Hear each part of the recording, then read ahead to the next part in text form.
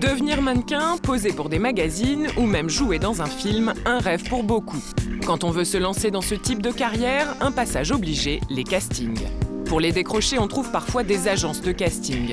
Nous avons enquêté sur les pièges de ce monde de strass et paillettes. Martine, 57 ans, a tenté l'aventure.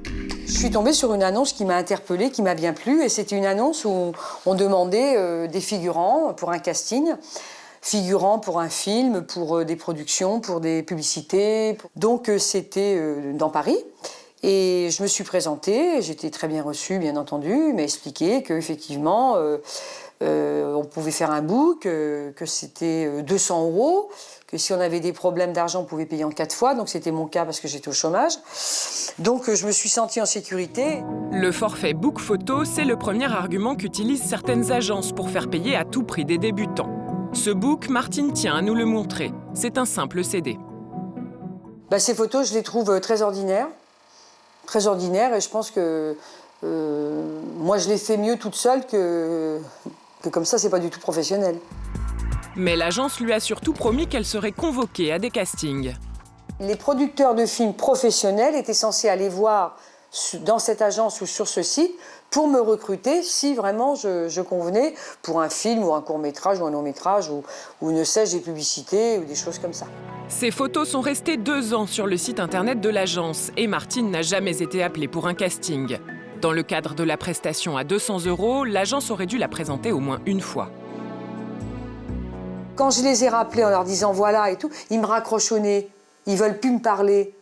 Donc voilà, à partir du moment où on est inscrit et qu'on commence à se poser des questions, ils veulent plus nous parler. Je pense que sur les agences qui sont sur les Champs-Élysées, on va dire, je pense que j'aurais confiance. Mais non, je ne devrais pas, puisque l'agence où j'étais, c'était dans le 8e, et c'est une agence qui avait pignon sur rue, et c'était quand même une agence bidon.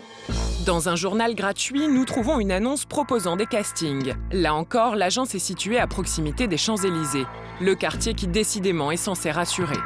Nous appelons en nous faisant passer pour une étudiante. Bonjour. Oui, bonjour monsieur.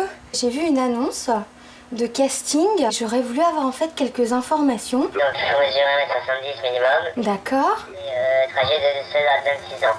Les critères sont minimums, mais qu'en est-il des photos? On m'a dit qu'il me fallait un book. Je voulais savoir comment ça se passait. C'est fait avec nous. C'est vous qui le faites? Oui. Ah super. Et c'est un photographe, ça se passe comment? Vous êtes... Je suis prête sur madame, il n'y a pas de souci. D'accord, mais vous savez combien c'est pour que je prévoie? Enfin, je suis étudiante, donc un book en général? C'est 800 €. 800 € un book? Et c'est en fonction de quoi, ça? En fonction du profil. Écoutez, ce que je vais faire, parce que mon ami est saturé, envoyez-moi votre numéro de téléphone sur le mail et je vous rappelle. Au revoir. 800 € pour faire des photos qui seront peut-être présentées lors de casting. Or, sachez-le, un casting n'est jamais payant. Ces agences se servent du fameux book pour soutirer de l'argent à des débutants.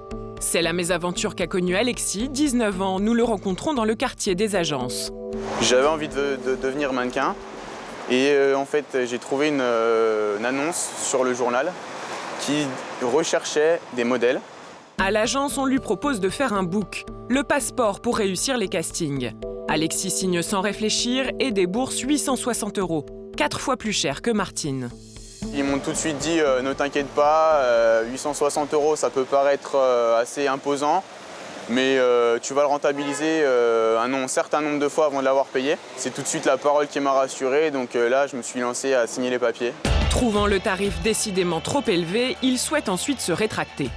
J'ai commencé par l'appeler, il était injoignable, donc je me suis dit pourquoi pas, je vais me présenter à l'agence. Et le jour où je l'ai demandé, il n'était pas là, je l'ai rappelé, il n'était toujours pas là. Donc aujourd'hui, je vais y retourner.